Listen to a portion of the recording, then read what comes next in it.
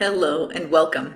Today we're talking about the Job Search 2022 as we do many of the days of the week, and we are exploring a new form of video that I'll call long form video. I know a lot of snippets are really tight and compact in 1 minute or 5 minutes of advice.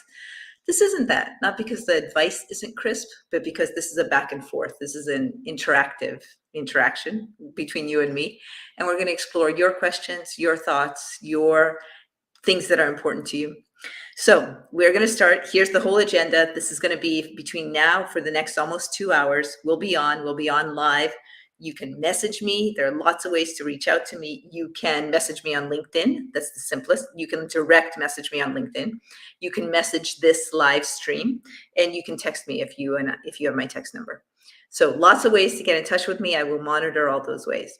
We're going to jump right into this. As we do, I want to make sure that the people who are connected to me on LinkedIn know that I'm live. So I'm going to be doing that while I play you the banner. You may have seen this banner. So enjoy. This is going to be 30 seconds of a countdown, and I will join you right after that. See you soon.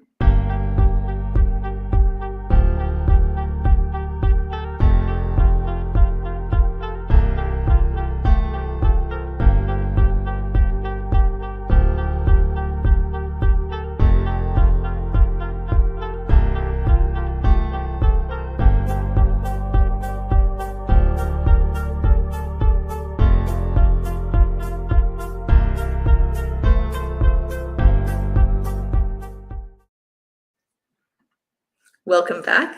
And I'm going to give you 30 more seconds because I am just about to post that we're live. So here we go, 30 more seconds, and then we're really live. So here we go. See you in a moment.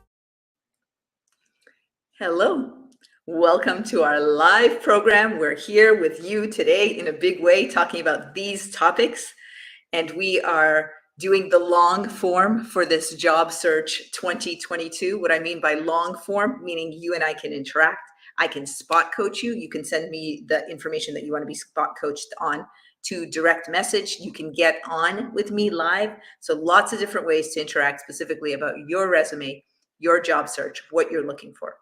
This comes from a lot of research that I've done in this field and coaching execs on their job search, which can be a little bit different in the exec world. There's an invisible job search area because a lot of jobs aren't posted. They go straight to recruiter. So there are a lot of things that are the same and a lot of things that are different. But generally, what we're looking for is what is that ideal job for you that is a great fit for you, a great fit for the company. So we'll be exploring that in lots of different ways, including a new bonus for today is the question of today. So let's jump right into this. It's going to be a lot of content. So as my good friend Eileen Schaefer says, buckle up. We've got a lot coming your way. And here we go to start. The first things we'll be talking about are what are you all saying? So I will mirror back to you what I'm hearing from all of you and from online, but it really just the people that are reaching out to me on what's going on with their job search. Then we're going to be talking about why am I flailing? And we'll, as you may remember, everything that's in blue on the agenda is a tool that I'm sharing with you. So am I flailing? For that, we will use a tool called helpful versus harmful. And this is a tool that Lucy Hone describes wonderfully in her TED Talk. So I will link to that as well. So that first tool of our afternoon together will be helpful versus harmful. The next tool will be your 7 stories. A number of excellent, amazing resume coaches and interview coaches and job search coaches use this method. It's superb. I highly recommend it. We're going to explore it. It's a tool called Your 7 Stories. Then we'll go into your questions, and we have that right here. We have the questions that you have been asking, and we'll talk about those. So we'll go into your questions, then we'll go into habit of the day. And today's habit is going to be tracking. And I will hear from you how you're tracking. I'll share with you some different ways to track. And we'll end with the question of the day. and we'll end with what's working exactly as it should. So here we go. The time right now is 1:20. We're going until 3 o'clock. We're going with all of this content. Let's get started. First topic. I somehow want to majestically show that we're at the first topic. So first topic. What are you all saying? Here are some of the things that you all are saying in the context of what's going on with your job search. So as I am telling you about this, I will also note that you can please type in your takeaways or questions. And the way you can do it is you can type it right into the LinkedIn, or you can also send me a direct message. So please feel free to type in your takeaways and questions. I can put that up anytime. All right. What are you all saying? These 4 things. This is what I'm hearing, and I'll read off from my notes. You're talking about a layoff. If I was laid off, how do I describe that? So we'll talk about that. You're talking about how do I craft my resume? I'm more senior in my job than the last time I needed to craft and write up my resume. So how do I do it now? What do I do in terms of crafting my resume? The next thing you're talking about is how do I start contacting people? And we touched on this a little bit last time. And the final thing you're talking about is the roles that are not for you. So the 4 topics we have today, which we'll touch on right just now in the what are you saying section, is I've been laid off. How do I describe that? How do I craft my resume? How do I reach out to the people that I want to be reaching out to? And how do I elegantly exit those jobs that are not for me? So let's take these one at a time. This section is a little different from your question section. This is more of just what I'm hearing. So here's what I'm hearing. I'm hearing people who are laid off are just saying, I just, what am I going to put? Am I going to put until November 16th, 2022? What's my last date? What do I put in that when that dash ends for my current job? What do I put as my last date? You put the accurate information. Which reminds me, it's actually important to also update your LinkedIn. So I will be doing that myself, and you'll be seeing me doing that. You put in the accurate information. So you put in the last date of your work, the last month. You don't have to go to the day. Resumes are written months, not by days. So you put that in. You can put in what you're working on currently if you have started. So you might be working on some consulting projects. You might be helping some friends out with their startups, with their consulting projects. You can call that self-employed and describe some of the, just 1 or 2 bullet points of some of the things you're working on. So you tell it how it is. And that is what all of us job search coaches are talking about online. It's very normal. It's very normalized right now, layoffs. So there's nothing you really have to plan or strategize about. Just be direct about it. This is what it is. So that's item number 1 that we're hearing about. Item number 2, crafting your resume. So a lot of you all are saying, hey, crafting my resume, haven't done this in a while. What do I do? You do the same thing you did last time. You look for what are your biggest achievements and accomplishments. And usually that means one of 2 big things. How did I increase profit? And that's divided into 2 things. Or how did I improve processes? So how did I increase profit for the company? Means either how did I increase revenue? So certainly if you're in sales, you'll be talking about all the revenue you brought in. Or how did I decrease costs? How did I how did I find efficiencies and decrease costs? How did I increase revenue, or how did I decrease costs? That's going to be the increased profit. And then the other section is going to be how did I improve performance, improve productivity, improve what's working well for the company. So those are going to be your metrics. Start with, if you were your manager, what would you say are the biggest successes? What are the biggest things that I can point to? Like, whoa, this is what happened. Wow, this is what happened. That was a big one. So that's it. And it's a little funny because your resume is really, you might already know from speaking with me, the SARI method for speaking about your accomplishments in an interview, which is situation, action, result, interesting thing. But in your resume, it's really just action. Action and result. Sorry, it's actually really just result in the action that you took to get to the result. So it's more boring, but it's also like, write your resume so that you would be interested in reading it. Put in the numbers that are accurate, put in the stories, but you can't give too much of a preamble because they're all short bullet points. And you know a lot of the drill. You know that it should be 2 pages max. That there's a great interview with Doug Turner that I can point to that I interviewed him, and he really gave us the layout of what you need to have on your resume. Also a great interview with Mary McCoy. So if you want more of that, let me know. All right, the third thing you all are talking about. So the first thing was I was laid off. How do I talk about it? How do I craft my resume when I haven't in a while? How do I reach out to people? Reach out to those people you want to reach out to. The best way, we actually had this good discussion with one of you who wrote in last time I did this Job Search 22 live video. Oh, what are you all drinking? Are you drinking tea? Are you drinking water? Did you make yourself fresh lemonade? What are you all drinking? The last time I was with you all, somebody reached in and said, hey, how do I reach out? Somebody reached out by DM and said, how do I reach out to CEOs? And we went through a process. What do you include in your email? How do you make it interesting for them, worthwhile for them to connect with you? And a lot of what you'll be reaching out to, fortunately, it's not that you're asking someone for a job. You're asking for information. You're sharing what you know, and you're also very specifically things that you know that you can bullet point. Here's what I'm looking forward to sharing with you. But you're also having a conversation. It's not a job interview. So it's really about connecting with someone. We talked about this a lot last time. Happy to touch on it again if we want to.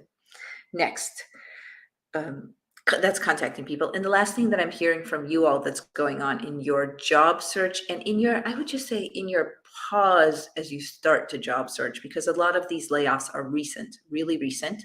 And a lot of you I'm hearing are actually taking that time, figuring it out, not rushing into the next job. Not for the first day, not for the first week. So the reaching out to and the contacting people can happen over a little bit of time.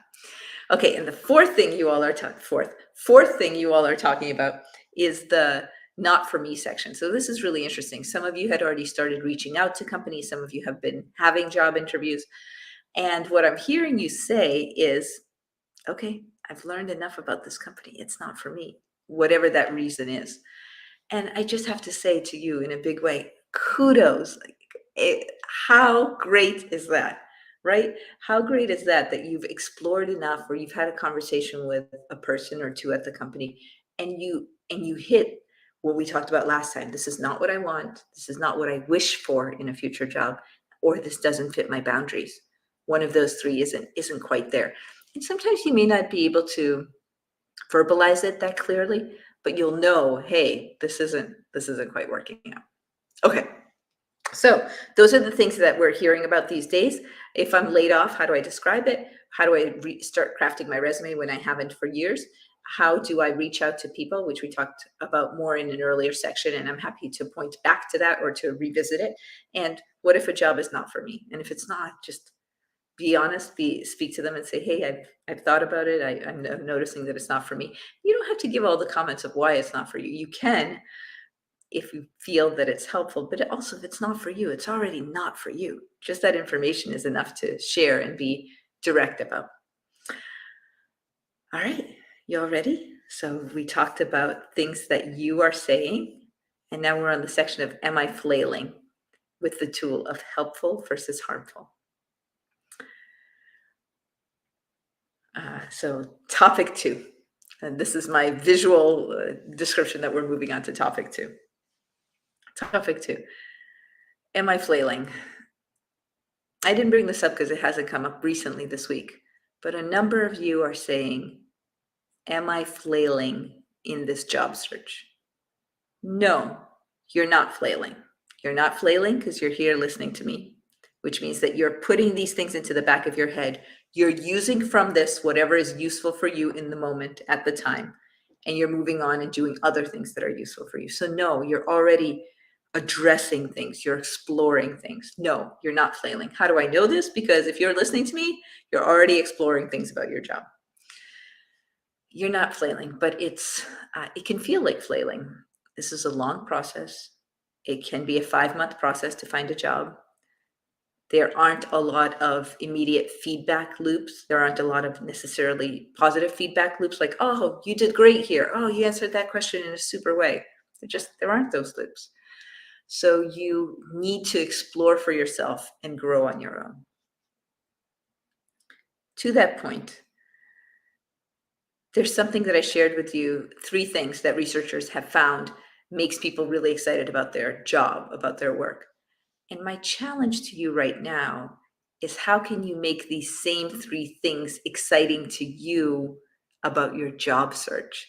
So the 3 things that research has found that people, by the way, I got my Band-Aid off. You're probably seeing in video, I don't have my Band-Aid on. I had hurt my finger. The 3 things that researchers have found lead to people saying, I love my job. My job's the best. It's so fulfilling. It's great. This means a lot. Those 3 things are impact, growth, and relationships. What impact you feel like you're having in your role and overall as the company, impact, your growth, learning, development, that you feel you're actually growing as a person and as a business person, as a leader. You can lead from all positions. So your growth and then your relationships at work. And my challenge to you is how can you do all 3 of those things in your job search? How can you feel that you're having impact? How can you feel that you're growing and learning?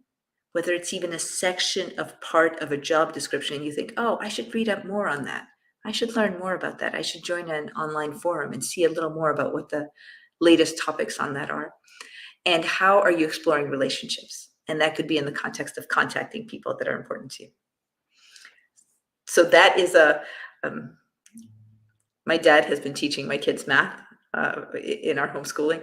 And he says that he sometimes goes on tangents, on purposeful tangents that later come back, and they're very specific, tangent out and tangent in. So we just did one of these tangents. And the tangent is, if you are in your job search and you feel like you're flailing, first of all, you're not, because you're here. But second of all, how can you infuse your job search with any of these 3 or some combination of impact, growth, and relationships, and focus on relationships? One other way to touch on relationships, and you may know this, is how can you do this in pairs? How can you contact someone else and both of you are on the same job search trajectory, or you check in with each other? I've done that with friends. It's actually really nice just to hear what's up, what they're hearing, what they're seeing. So that was the digression if I'm flailing. So now the actual tool to address, am I flailing? What if I feel like I'm flailing? The actual tool today is helpful versus harmful. I will stop sharing this because I'll be discussing this tool specifically. So helpful versus harmful. Give me a moment to okay. Helpful versus harmful.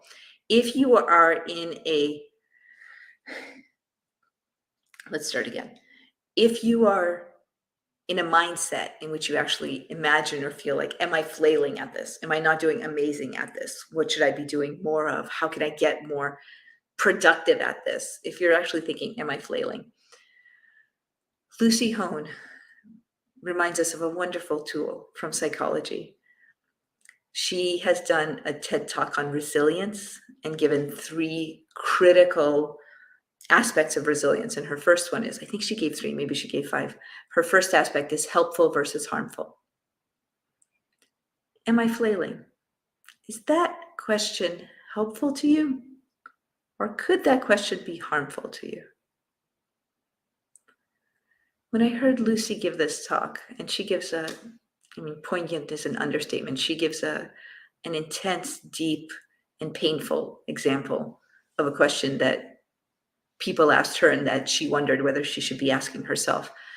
And she decided to address whether she should be asking this question by seeing, is asking this question going to be helpful or is it going to be harmful? Is it going to be helpful to moving forward in the way that is important for you, or is it going to be harmful and actually stop you from moving forward? So why do I bring this up? If I've just mentioned to you that a question that I'm hearing you all say fairly regularly is, why am I flailing? Why do I bring that up? Why do I bring up that I've heard you saying this question? Is it helpful or is it harmful? The question, am I flailing at this job search? Is that helpful? Is that harmful? Once I ask myself that, I realize that there are some questions that are more helpful and some questions that are less helpful. And then I just sort of sit back and say, okay, what are the most productive questions that I could ask myself? And you may know from previous work that I've shared with you in terms of bravery, one of the questions I've most liked asking and have put on my calendar at 3 p.m. as a short 15-minute meeting with myself is, what is the bravest thing you can do right now? What is it? That's helpful. 3 p.m., not the end of the workday yet. I can get something in that's important for me to get in. What is the bravest thing I could do at this point? That's a helpful question. Am I flailing? Less helpful. But what did I discover about myself today? Possibly helpful. What did I discover about some efficiencies in the job search? Possibly helpful. What surprised me about the job search that I can also take moving forward? Possibly helpful. So as you are here with me today, what are some questions that are possibly helpful for you about the job search? I don't know if you've noticed this, but we've kind of turned the topic on its head. Previously, it was the question, am I flailing? And then the tool of, is this harmful or helpful? And now the next, I would call this the ninja step, is if you're thinking about the helpful, harmful framework, what are some questions you can ask yourself with respect to the job search that are helpful? So I will give you a moment to think about those if you want to type those in.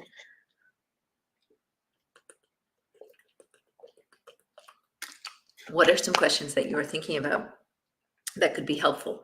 Or what are some questions that you haven't yet started thinking about, but that could be helpful?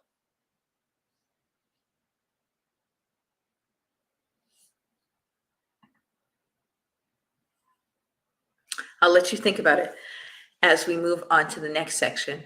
And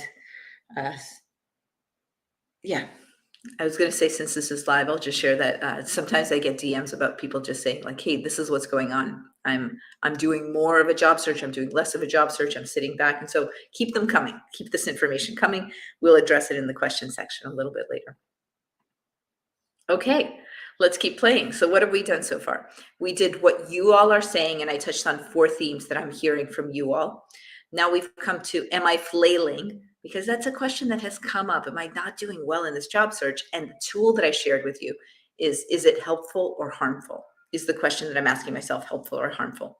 And I will link to, let me see if I can link to it right now. I will link to Lucy Hone's TED Talk. Let me see if I can do that right now. There you go. Just a moment. Oh, beautiful. Here you go. Okay. Okay. Sorry, I want to make sure I give you the specific link. Okay, here we go. Lucy's TED Talk. Okay. Just a moment. Lucy's TED Talk. And I'll just say that it's Lucy Holmes. Yeah, why give this to you later when you're watching this now and you want the links now? There you go. Okay. So what we have talked about is what you all are saying. We've talked about, am I flailing? And that may not be the best question. So we talked about the tool of harmful versus helpful. We are about to move on to the next tool. And hello, those on the call right now. I see you making comments. So thanks. That's fun to see your comments. Your 7 stories. So this is section 3. And this is the section on your 7 stories. One of my favorite sections. Why don't I just put that up? Hold on. Give me a moment to put that up, as this is what we're doing now. Your 7 stories. Dun, dun, dun. All right. Oh, I have a lot of things in the background I didn't realize. Your 7 stories. Why do we care about this? Why do we do this? Why not 6? Why not 12? What is these 7 stories? I'll make it easy for you. You can call them your 7 stories. You can also call them your 3 stories. You can call them whatever you would like, as long as you are giving stories, as long as you are sharing stories or giving stories. Let's get into stories. Stories. This is in the context of what we also went through yesterday, which is last time, which was about your want, your wish, and your boundaries in terms of your new job. So your 7 stories. When you're thinking about the best job for you, the best fit, the thing that will make you very excited, very alive, contribute in the best way, really grow in the role, grow as a person, grow as a business person. When you're thinking about these things, there are you I kind of, so take what I'm about to say with a grain of salt, because this is not the biological definition of it, but I'm using it as a metaphor. You have a working DNA. What I specifically mean by this term that I have made up, that is a metaphor, is you have a way that you love to work. You have projects that you love to work on, kinds of projects. You have ways that you love to work, whether sometimes alone, sometimes on a project team, sometimes in a public sphere, sometimes in a more removed sphere all by yourself. You have ways that you love to work. And some of these ways can be illustrated by going back to when you've most loved work before. So let me put up some questions for us, all of us here, in terms of what are some of the ways that we can ask, when have I come alive before at work? So let me share that. Talking about your 7 stories. When have I felt most alive in my work? Here we go.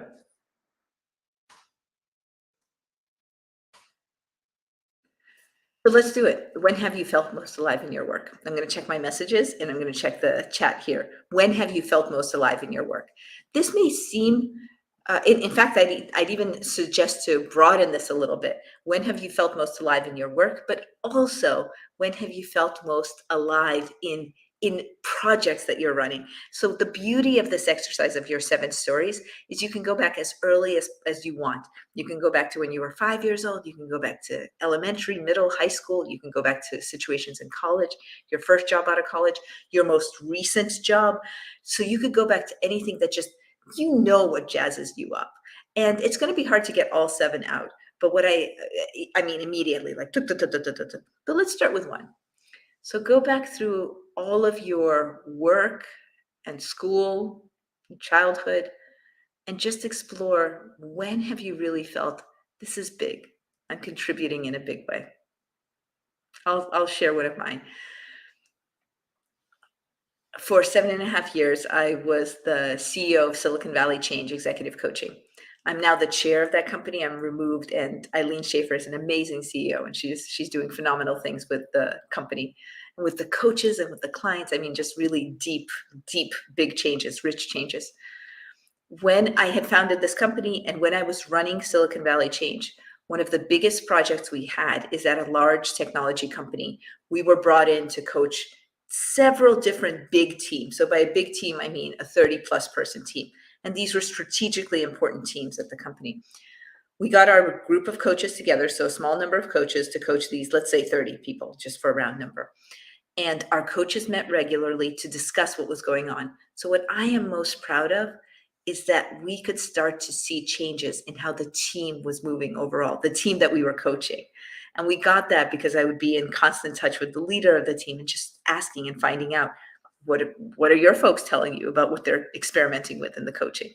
And it was so thorough for everyone to get coaching at the same time that in one of these situations, people even started making fun of it, which I love, right? Then you've gotten to Ben Zander's rule number 6. Then if people aren't taking themselves seriously and they're really playing with and exploring this information. So I'll give you an example. People at this company who were being coached by us, by our coaches at Silicon Valley Change, they started joking with each other. Like, one person wanted to buy a gift on Amazon for her spouse. And she said, well, I'm going to go buy this gift. What do you all think? And the people said, well, how do you feel about that? And what are the pros and cons of that situation? And when you explore that, what is the real motive for why you might want to give that gift? So all of these coaching-like questions, and they teased each other. And this is when people were in person. So they would just be yelling out over the cubicle, what do you think of this? And what should you do here? And I love that, right? Because you're exploring coaching, but you're also teasing the whole phenomenon of coaching. I mean, what could be better than that? I'll come back to this video pretty regularly, but let me show you what Ben Zander says about this. So this is a 1 minute and 30-second video on YouTube. Let me pull it up. Okay, ready? Here we go.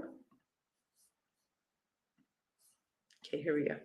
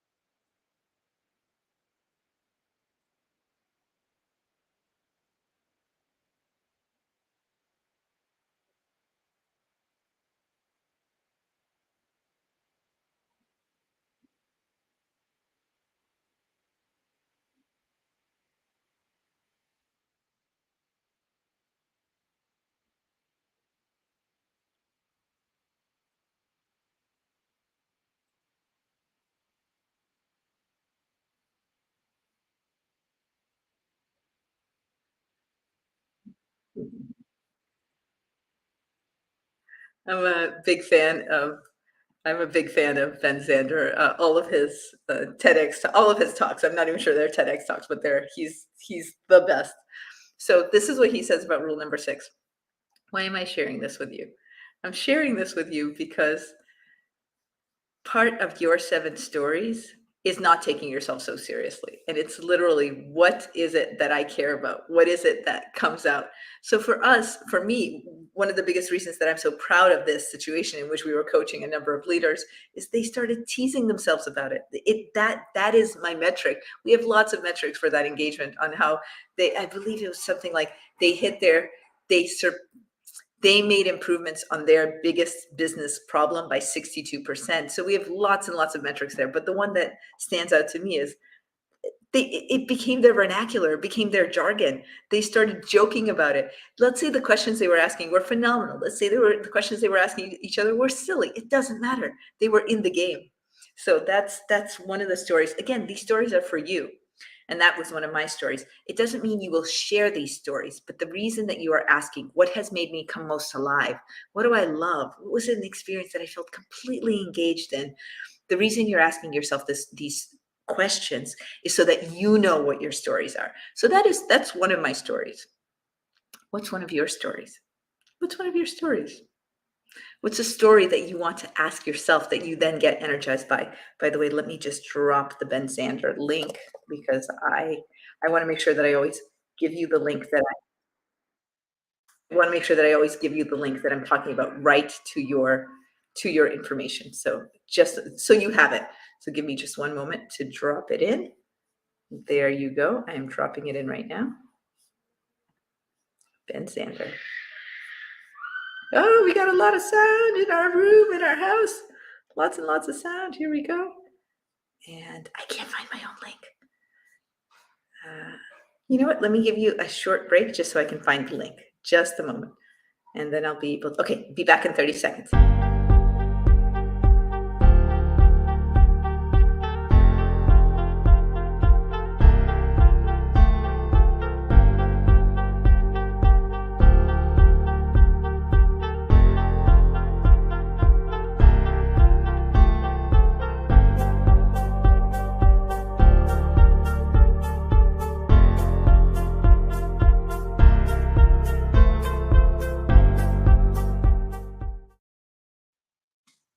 Hello again. We were just talking about Ben Zander on not taking yourself so seriously. So here we go. I'm posting the link for you. All right. So your 7 stories. Your 7 stories. I gave you an example of my 7 stories. That the point is, what is one of yours? So don't even think about 7. 7 can seem like, whoa, 7. Where am I? That's a lot to count. What is one story? What's a situation in which you really felt alive? You really felt engaged. You felt like, I'm giving my all. The team is giving their all. This is exciting. We have a result. We're moving towards a result. All of this is an example of your stories. You might also have a story from your childhood. So a time when you really took a stand, when you realized that you were standing up for your true self. That is an example of 7 stories. It could be a small example. These are not ones to share out. These are really just for you. Ones that you can share with your job search 2022 partner. So somebody that you are going back and forth with on what are yours, what are mine. And I hope to be bringing in a couple of guests in the future to tell you more about these 7 stories. If you have any questions, let me know. But that's it. The whole exercise is literally, when did I come alive? And really just try to go through the periods of your life. So definitely go through your most recent role. What do I have in the most recent? What was I jazzed up by? What was exciting to me? And then definitely go to your earlier one as well, earlier things as well, like childhood. Your 7 stories, that's it. Simple tool. What do you do with it? You write these down, and you write these down so that let's say you write down 3 today and 4 tomorrow. The next day, look at them. What's common about them? What do you see? Do you see that for you, it was about using bravery? Do you see that for you, it was about having the whole team together? But don't go there yet. So right now, you're literally just writing down stories. You may not have a common theme. You shouldn't at this point. Don't look for the theme yet. Look for, again, what jazzed me up? What was I excited by?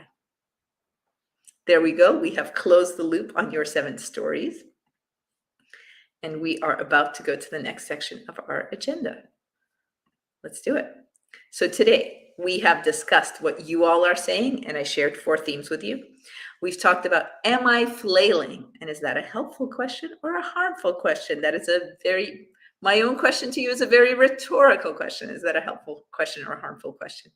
And now we've just gone through the tool of your 7 stories.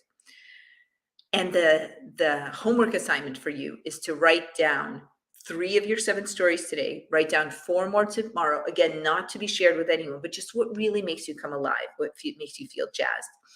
And then after that, we're going to look for themes. So this is a tool that's over time. So it's not, oh, listen to that snap. It's not an immediate one, but it is an overtime one. That did not deserve a snap. All right, we're going to one of my favorite parts, which is your questions. So welcome. If you are entering just new right now at this point, we are about to talk about your questions, and we are doing this long form where you can go back and forth and share information with me. And I keep checking. I'm getting messages, but I'm not getting messages with questions right now. But I do keep checking and seeing if there are things that are messages relevant for this. So I'm here. I'm ready for your questions. Let's go to some of the questions that you've already started asking me. Your questions. Yesterday, we went through how long will it take me to find a job? You can listen to yesterday's episode, but in general, the answer could easily be 5 months. So think about how you'd like to spend that. I know, not the best news, but it's real to think about it that way. So let's think about it, but also think about how to spend that wisely. How frustrating will this process of finding a job be? We talked about that yesterday. What do I need to do first? We spoke about that. What's the game plan I should follow? This is a very detailed game plan that is on your screen. If you are listening to this, it includes deciding a few things like industry, geography, role, deciding your wants, your wishes, and your boundaries. Also reaching out to friends with some of the offers of your pitch, what you're looking for, how you've had a direct line up until this point, why you're job searching now, and one of these key stories that we'll talk about later. Find 3 people to connect with, and then make sure to get some rest. But some of the other action steps are working on your resume, your sorry stories, eventually applying, not immediately, but eventually applying. And then for the interview, your own sorry stories, the questions you'll ask the interviewer, and then how do you close this whole process? So that we spoke about that. What should you not do? We spoke about that a little bit, but basically it's more like what do you want to become more of? So you should probably not stress yourself out over this process. It is stressful to begin with, but you should look for what's working. And we always end with that question, and we'll get there specifically. Okay, let's talk about this question that is phrased not in the form of a question. This is phrased as a statement. The statement is, this feels lousy.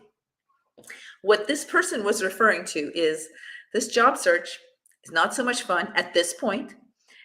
The rejections that I get from my scattershot application process are many and plentiful. I'm not sure if I'm doing this right. Not sure if I'm reaching out to the right people. I'm not even exactly sure which job I now want, because I'm seeing jobs that I'm applying for where it's peripherally a fit, but I'm not even sure how to find the ones that I would really want. So a lot of this feels lousy. Welcome to the club. I mean, you are in great company right now. There are a lot of people who are in this situation. And for a number of people in this situation, it feels okay. For some, it actually feels energetic and exciting when they're in the throes of the interview process.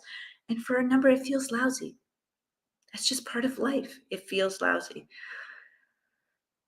You've probably heard the phrase, go through rather than around. You'll need to go through this feels lousy feeling. You may not be ready to go through. If you're not ready, don't go through it yet. Ask yourself what you most need. The question you need to ask yourself if something feels lousy is, what do I need? What do I want? Do I need a nap? Do I need to go make myself chicken soup? What do I need? Do I need to just start an app like Headspace? What do I need? What do I want? Your answer is going to be different from everybody else's answer. And I just want to normalize that it is okay. Things are going to feel lousy. They're not going to feel lousy all the time, but when they do feel lousy, what do I need? What do I need? What do I want? There's research that I was going to share with us later, which is deliberative versus implemental mindset. And the problem is when we aren't acting on something, but we're thinking about whether we should do something or not. That's called deliberation and deliberative mindset. Deliberating, should I do this or should I do that? That's not a great state. It's a state that makes us more sad. It's a state that makes us more ruminating. It's not a word, but you know what I mean. And then there's the other state, which is the implemental mindset. And that's if, oh, I'm going to do this. Like, this is my list. These are the actions I'm going to take. This is where I'm going. I can do that. I've got that under control. I can do that. So from the context of if something feels lousy, how can we change it from, oh, well, something feels lousy and I'm not sure what to do, that deliberative phase, to something that you may be sure about what to do, that implemental phase, implemental mindset. In that implemental mindset, it's harder to feel lousy. A lot of other psychological things. Yes, you might still feel lousy. All of us might, but it's harder to feel lousy when you're taking action towards your future, or when you're helping someone else take action, which is another reason that I suggest a job search buddy, so that you can compare notes. So yes, this feels lousy. Let me normalize it for you. Very real. You can ask yourself, what do I need? You can also ask yourself, what action can I take? Again, separately, we'll do sections on action. So we'll do sections on external actions. I'm just taking notes. And on deliberative and implemental. So we've got a few things that we have yet to cover in our sessions together. All right, next question. We are still in this question section, and here's the next question that you all ask. Who's actually hiring, and how do I stand out? We have two more questions in this question section. Who is actually hiring, and how do I stand out? I am going to link to two lists.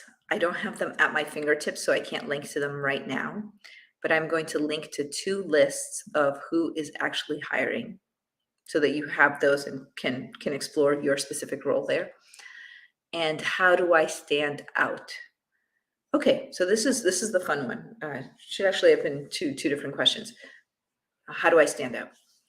How do you stand out? Let's explore it from a different point of view. You have hired people. Most of us have hired people, have helped hire people, have been on hiring committees, a hiring interview panel, have hired a direct report.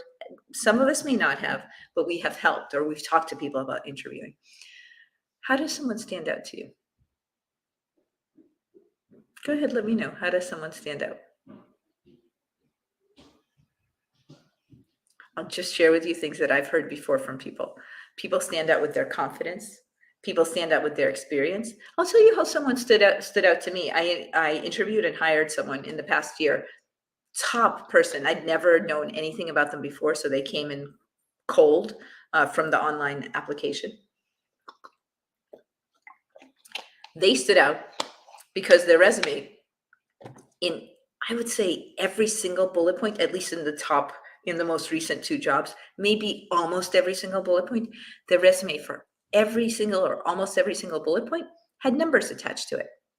And on my team, on the people team, it's really important for me that people who we bring in are very numbers focused, very data focused. Numbers focused doesn't really make sense. Data focused, because we need to bring in a lot of data and we need to act on that data. So the fact that I saw actions phrased as numbers, top notch, right? That immediately stood out. So that person stood out to me a lot, and great person, great candidate, great hire, great person, just very kind, thoughtful person. So that stood out. What else stands out to you? What else stands out is how people are in the interview process, how much research they have done about my company and my role, the role that's open. That says a lot. Sometimes even some of the questions that they ask me in terms of research that they've done on my background, that stands out a little bit. But really, it's what do they know about the company that isn't as simple knowledge to get. Maybe it's a video that the company put out a year ago as opposed to this year, but they know something from it. Or maybe it's something that's been in the news or a press release. Maybe it's something that they talked about at their last interview, because you're in a series of interviews. And if you bring up something from a previous interview with the current interview, you're sharing the fact that you're curious, that you're absorbing information, that this may really be a fit for you, which we also look for when we're hiring. What else? What else? How do people stand out to you? So we've talked about if they know about the company, if they know about the role, if they have numbers in their resume that really speaks to me, it may not to you. How do people stand out? What else?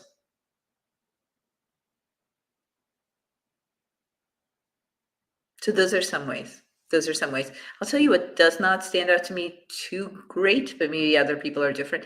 I don't love it when people send me multiple messages on LinkedIn when they have applied for a role. If you've applied, great. Like, let the process work. I don't love multiple messages. That has not stood out in a good way. Okay, so we're ready for our last question of the day in the question section. Here we go. What's the best thing I can do until I find a job? Again, this whole episode, everything here is about seeking a job and seeking the right job for you. What's the best thing I can do until I find a job? Let me turn it back to you. What's the best thing that you can do until you find a job? I'll tell you the first thing that people say to me, which is skill up level my skills. And I can't tell you how many people I know that are in the throes of the job search, and they're taking this workshop, and they're taking this course, and they're taking an online course, or they're doing LinkedIn Learning. And I don't know if I quite disagree, but some of my colleagues as job search coaches would say, okay, that's great, but it's not enough to have taken, for example, negotiations on LinkedIn Learning. You haven't actually done those negotiations. So I would agree with that, but I would still say it's great. If you're doing that coursework, you're immediately already starting to implement it through thinking about actual work situations, because you've been in business situations. It's your field, it's your expertise, your experience. And now you're taking a course so you can see where it relates and how it might have changed the situation that you've been in. The next step is, of course, can you implement it in a pro bono way? Can you help somebody using this specific method? Can you coach somebody using these new tools that you're learning? So that is probably the biggest thing that comes up, is what's the best thing I can do until I find a job, which is up level. Up leveling doesn't have to be expensive. When you're out of a job, you may not want to spend tons of money on different projects, but it can be LinkedIn Learning. It can be, of course, other programs online. But it can be reading books, it can be reading research studies for some people. How can you up level? And then this is the gold. I don't even know how to describe it, but it's the end of the rainbow. The end of the rainbow is if you've actually explored and you've up leveled, and now until you're finding a job, you actually share what you are amazing at with people for whom it's relevant. I mentioned this before. If you're a product manager and you're amazing at product management and you have currently been laid off, why not share some of the things you know product management wise? Why not do, whether it's a LinkedIn Live or it is small snippets of information into your profile posts on LinkedIn. LinkedIn, totally great platform for career information. How can you share? I have the alarm is off, but it's not off. Hold on, I'm going to turn it off. This was an alarm for the kids to have a class. They know about their class, so they're okay. So the best thing you can do is up level, and then the bestest best, so even best, is use that information. So start to share that information with others, because when you're sharing it, you're actually like, you're bringing everyone to this world. And remember, we talked about deliberative versus implemental mindset. In implemental, when you take action for yourself or you take action to help others, that feels great. It feels like you're really contributing, which, as my friend and colleague Tom Rath would say, is the world's greatest question, which is the question is, what will I contribute? What am I contributing? So that may be the best thing you can do until you find a job. Thanks for going through this question session with me today. So we have just talked about some questions, and we have just finished the question session, and we are almost at the next part. Comments, thoughts, anything I need to pause on for you at this point? No, you're still okay. All right, let's keep going then. Let's keep going. Let's pause for a moment and just, what have we talked about so far? What have we learned so far?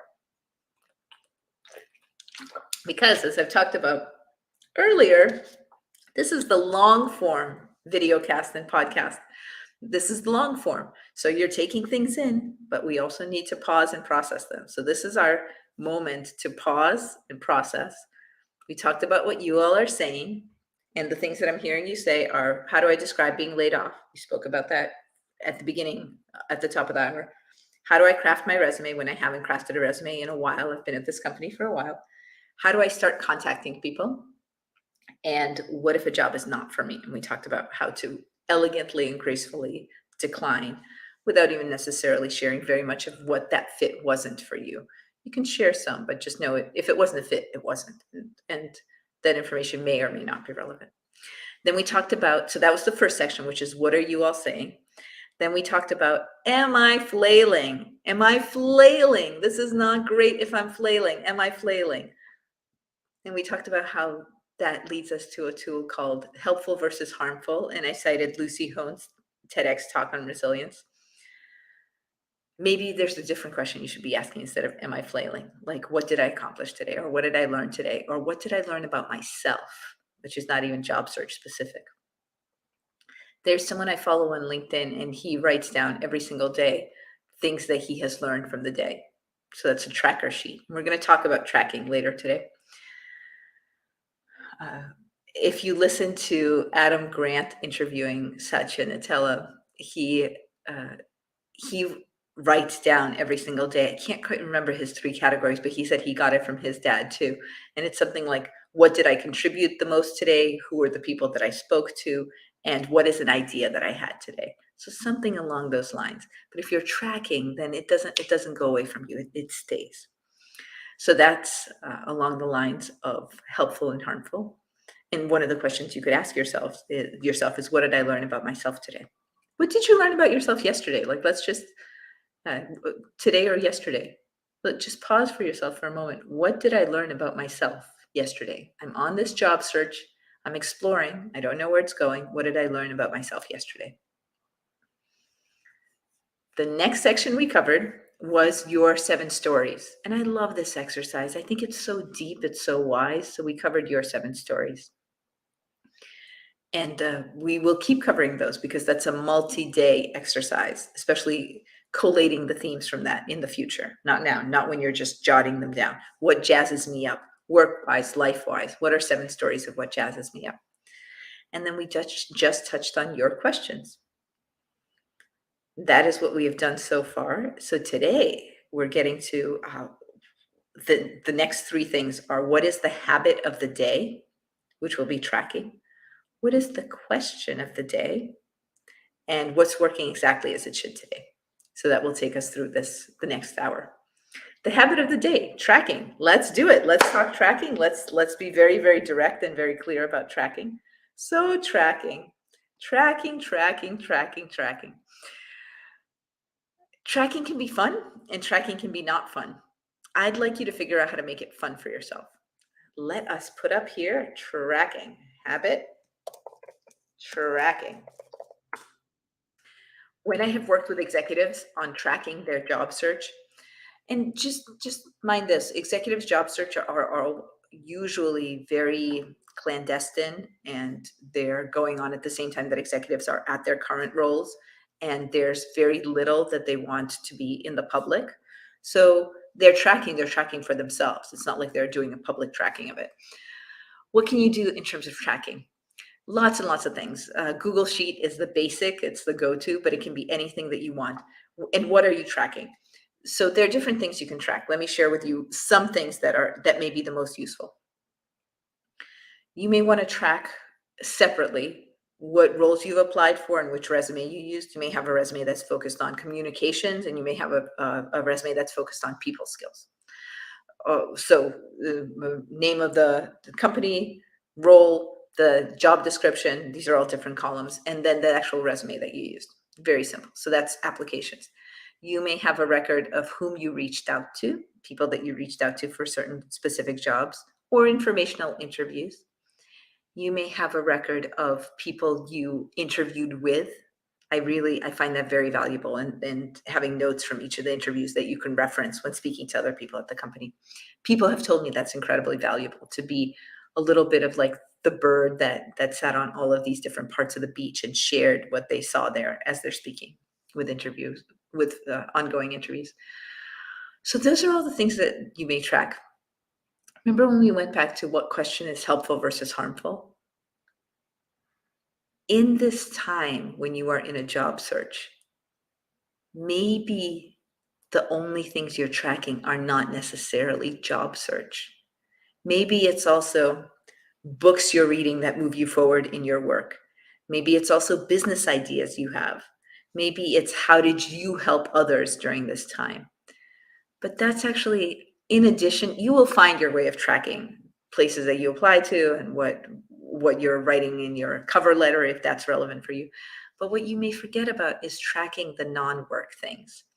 And I mention that because it's what makes you human. It's what makes you alive, is that it's also what gives you a base to not fall back against and rest safely, which is, if you get disappointing news in your job search, you still have other things to fall into. How did I contribute to my friends, to my family? How did I contribute to the world of ideas? Did I post something? Did I connect two dots? Did I introduce two people together to each other? Did I reach out and have an interesting conversation with someone? So I don't know what those categories are for you, but in this habit of tracking, my wish for you is that you find the one question you most want to answer. Mine is, what did you learn about yourself today? Because that's all encompassing. I can drop a link in there if it's relevant. I followed on with others like, what did you learn about being a chief people officer today? So with all of that, the habit is tracking. And my specific suggestion is, of course, track the job search. And even if you find a list of great interview questions, either ones that you ask or that are going to be asked of you, great, track that, drop that in there. But also track your non-job search things, because it'll be what am I trying to say? It'll bolster you against bad news that you have these other identities. It'll also show you how you're contributing to the world in different ways other than exploring a job. So the habit of the day, tracking. Should we do the question of the day? I'm just trying to see what you all are saying. We could do the question of the day. I'm just trying to think what you all are saying. Okay, let's do a question of the day. Question of the day. We should have a special intro music for question of the day. Why change jobs? Okay. So our question of the day is, why are you changing a job? Here is my goal in these podcasts with you. My goal, I'm going to remove the background image. My goal is that as you listen to these podcasts, you're working through it in your head. And you're working through so that at the end of a number of podcasts, let's say 2 weeks of podcast, 3 weeks of podcast, you already have answers to a lot of the questions that you're going to be asked. So let's start with a question that I love this question. Why are you looking to change your job? Why are you looking to join this company right now? Why are you looking to change from what you are doing? Any ways of phrasing that question. So let's just choose one. Why now? Let's just say why now? The best answer to why now, and I believe I learned this somehow from the 5 o'clock club in New York. I'm not sure what the job search service is called now, but this was on their website. Great advice. The best reason for why now is more something. So let me put that up. More. The best reason for why change and why now is more something. Do you want more responsibility? Do you want more impact?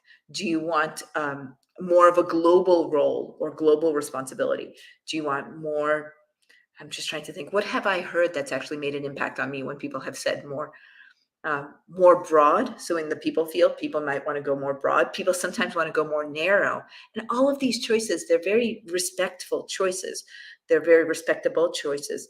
They're choices about a decision that you've made, and now you're doing this job search so that you can be a better fit with the company that you will be going into. So more. What is your more? If you are asked, why now? Why change now? Well, now I'd like to have more responsibility for global. I got a taste of global responsibility in this role, but I really want to focus on that. Great. Now I want to focus on more of a focus on team development because I had a taste of that. I did a little bit, but really I know that that's the fit. That's what I'm doing best. More something, more responsibility. I want to have more impact, more. So that's why. And now we have come almost full circle. We've done our question of the day.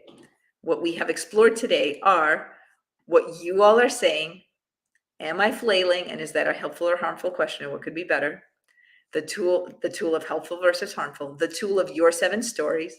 Then we talk through some of the questions you're having. Then we talk through the habit of the day, which is also a tool, and that's tracking. And the takeaway there is to track not only what you're doing in the job search, but in the rest of your life. What am I learning about myself, for example? Then we had another category here, which was, what is the question of the day? And that question of the day was, why change jobs? And finally, we're coming to the very last part, and it is going to be the last part of each of our segments of the Job Search 2022, which is, if you explore your life as it is right now, and you look at what you're doing today, literally the actions you're taking today. And let's say that just like in a Disney movie, a little bird flew up to you and whispered into your ear and actually said, hey, what you're doing is exactly what you need to be doing. What you're doing is exactly what's going to be helpful for you, what's going to be important for you, what you're doing. If somebody said that to you, then what is it? What is it that you're doing that is exactly what you should be doing? What is that thing? What's working exactly as it should today? And I leave you with that thought. What for you is working exactly as it should today? Looking forward to seeing you next time. I'm on again tomorrow. See you again. All the best.